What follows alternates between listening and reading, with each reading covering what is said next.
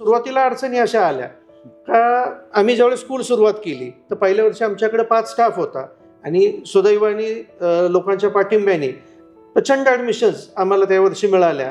पहिल्याच वर्षी एवढा चांगला रिस्पॉन्स बघून आम्ही उत्साहित झालेलो होतो. स्टाफ चांगला होता, सर्व सुरळीत चाललं होतं. आम्हाला वाटलं आता झालं सेटल, एकदम सुंदर सगळं चालायला लागलं.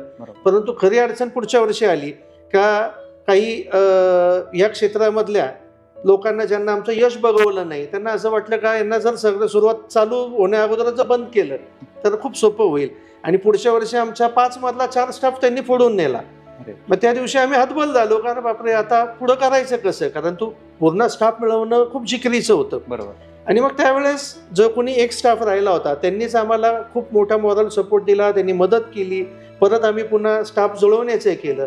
परंतु विशेषत्वाने एक बाब या गोष्टीत सांगावी लागते का आपले जे आदर्श असतात ते नेहमी अशा वेळेस कामाला येतात.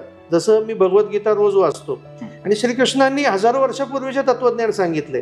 कुठलाही प्रसंग आला आणि त्या प्रसंगाला श्रीकृष्णाच्या भगवद्गीतेच्या प्रसंगाशी जोडलं तर आपल्याला एक मार्ग मिळतो. आणि त्याचबरोबर आपल्या सर्वांचं आराध्य दैवत श्री छत्रपती महाराज यांचा आम्ही आदर्श नेहमी ठेवतो का प्रचंड संकटांनी भरलेलं त्यांचं आयुष्य होतं आणि आम्ही प्रत्येक वेळेस का अशा वेळेस महाराज कसे वागले असते हा विचार करायचा आणि खूप सुंदर आणि सोपा मार्ग आपल्याला त्यातनं मिळतो.